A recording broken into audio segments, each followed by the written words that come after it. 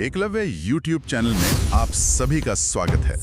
आज हम मध्य प्रदेश की जनजातियों पर एक विस्तृत चर्चा करने वाले हैं, जो जीएस पेपर 1 यूनिट 10 का हिस्सा है। और आज का हमारा विषय है भील जनजाति। ये MPPSC प्रीलिम्स 2026 के लिए मुझे लगता है एक बहुत ही जरूरी टॉपिक है। ये इसलिए भी जरूरी है क्योंकि भील जनजाति मध्य प्रदेश की सबसे बड़ी जनजाति है, तो जाहिर है सबसे ज्यादा प्रश्न आने की संभावना भी यहीं से रहती है। अगर आप पिछले 5 सालों का ट्रेंड देखें तो जनजातीय संस्कृति और उनकी जो खास शब्दावली है उस पर सीधे सीधे प्रश्न पूछे गए हैं। हाँ बिल्कुल। तो इस चर्चा का हमारा लक्ष्य क्या रहेगा?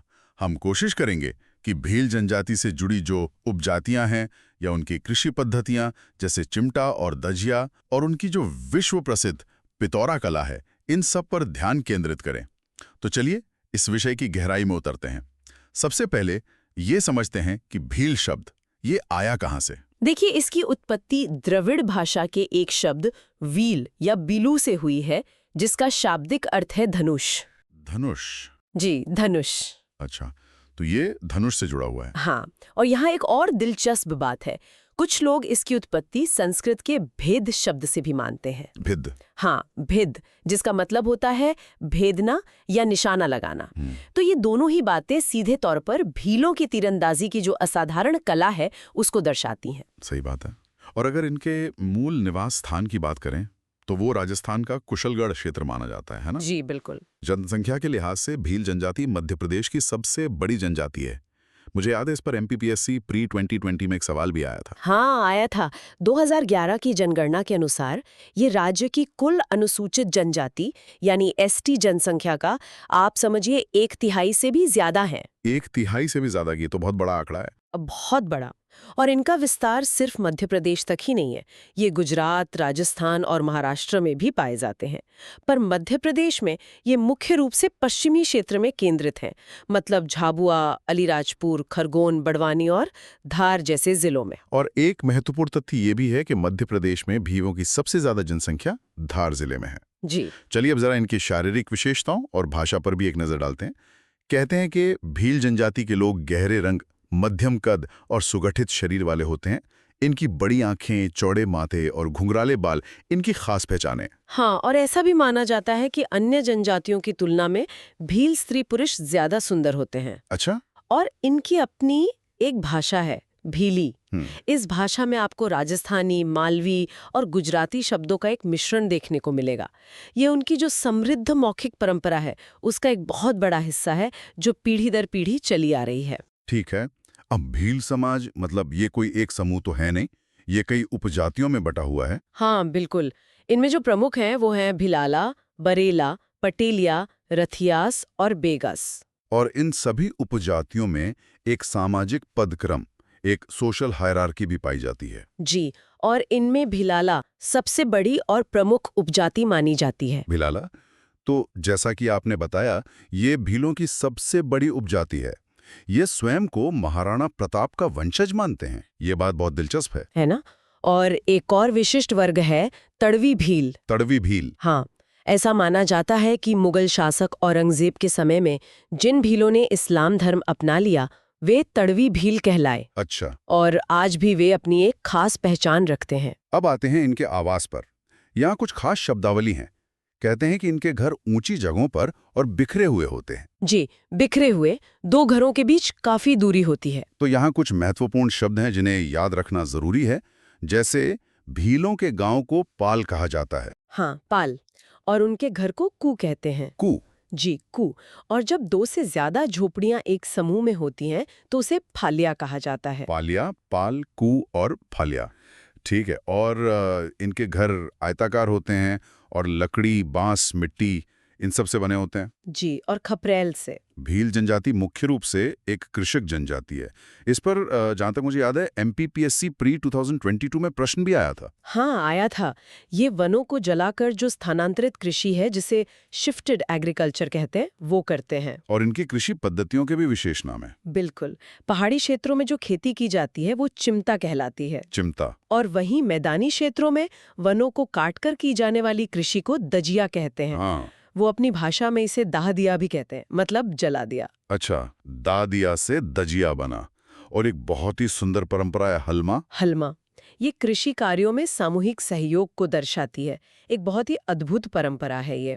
अब इनके सामाजिक व्यवस्था की बात करते हैं तो भील समाज में पितृसत्तात्मक यानी पेट्रियार्कल व्यवस्था है जी, और यहाँ संयुक्त परिवार और गोत्र प्रणाली का पालन होता है। गांव के मुखिया को तड़वी या पटेल कहा जाता है। बिल्कुल। और गांव का एक और महत्वपूर्ण व्यक्ति होता है कोटवार, जो गांव का रक्षक माना जाता है। अच्छा, और समाज में बुजुर्गों का स्थान बहुत सम्माननीय होता है। बहुत ज्यादा।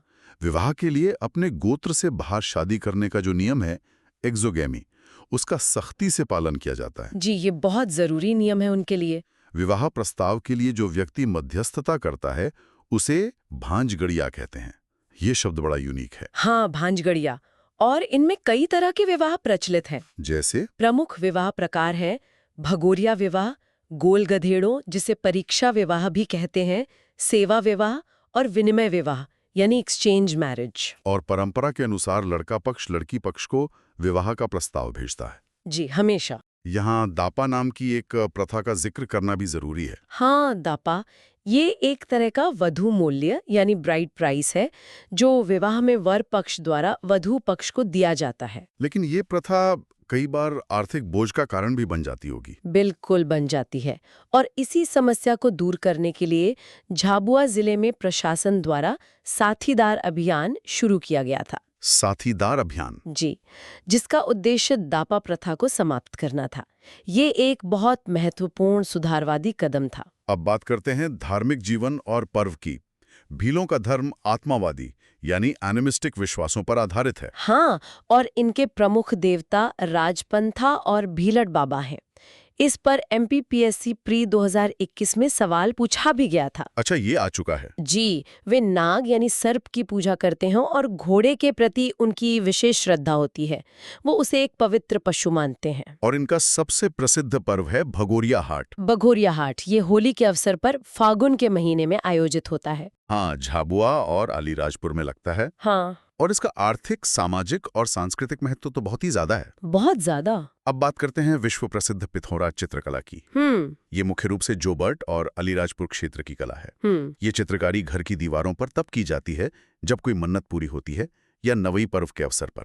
और यहाँ ये जानना दिलचस्प है कि पिथौरा कलाकार को लिखिंद्रा कहा जाता है। लिखिंद्रा? जी, और इन चित्रों का मुख्य विषय घोड़ा होता है, जो लगभग हर चित्र में आपको प्रमुखता से दिखाई देगा। तो इस कला का महत्व क्या है? मतलब ये सिर्फ सजावट के लिए है? नहीं, ये देव संपन्नता का प्रतीक मानी जाती है और ऐसा विश्वास है कि ये पशुओं की रक्षा करती है। अच्छा, और इसके सबसे प्रसिद्ध कलाकारों में पेमा फाल्या और भूरीबाई का नाम आता है। जी, ये दो नाम बहुत महत्वपूर्ण हैं। कुछ और जरूरी तथ्यों पर भी ध्यान देते हैं। जैसे टीवी नायक ने अपनी पुस्तक द भील्स में इस जनजाति का विस्तृत वर्णन किया है। वनपुत्र। जी, इनके पहनावे की बात करें तो पुरुष धोती, बंडी और साफा पहनते हैं, जबकि महिलाएं घाघरा, चोली और ओढ़नी। हाँ, और वे विशेष रूप से नंदना प्रिंट के कपड़े पहनना पसंद करते हैं और उनमें आभूषणों का भी बहुत प्रचलन है। तो इस पूरी चर्चा का सार क्या निकलता है, खासकर MPPSC परीक्षा के नजरिए से? देखिए, सबसे ज्यादा प्रश्न उपजातियों, खासकर भिलाला, कृषि जिसमें चिमटा और दजिया आते हैं, और कला यानी पिथौरा, इनसे पूछे जाने की संभावना है। और स्टैटिक प्रश्नों के लिए? स्टैटिक प्रश्नों के लिए 2011 की जनसंख्या के आंकड़े और ये जो वन पुत्र वाला कथन है, ये महत्वपूर्ण है। और कुछ खास कीवर्ड्स पे भी विशेष ध्यान देना चाहिए। बिल्कुल। जैसे कु यानी घर, फालिया यानी बस्ती, हलमा जो सामूहिक सहयोग है, और दापा यानी वधु मूल्य। सही। MPPSC का जो हालिया ट्रेंड है वो शब्दावली पर केंद्रित रहा है, इसलिए इन शब्दों का अर्थ जानना बहुत जरूरी है। मेरा सुझाव है कि रिवीजन के लिए झाबुआ अलीराजपुर का नक्शा और पिथौला कला के कलाकारों के नाम याद रखना बहुत फायदेमंद होगा। बिल्कुल। तो ये थी भील जनजाति के सामाजिक, सांस्कृतिक और आर्थिक पहलुओं पर एक विस्तृत चर्चा। हमने उनकी परंपराओं, मान्यताओं और आधुनिक समय में हो रहे बदलावों को समझने की कोशिश की। हाँ, और इस चर्चा से एक सवाल मेरे मन में आता है। क्या? कि हलमा जैसी सामूहिक सहयोग की परंपरा और साथीदार अभियान जैसे सुधारवादी कदम, ये आज के समाज को सामुदायिक जीवन और सामाजिक सुधारों के बारे में क्या सिखा सकते हैं? ये तो बहुत गहरा सवाल है। इस पर विचार करना सच में दिलचस्प होगा। ऐसे ही क्विक रिवीजन टॉपिक्स के लिए एकलव्य YouTube चैनल को सब्सक्राइब करें।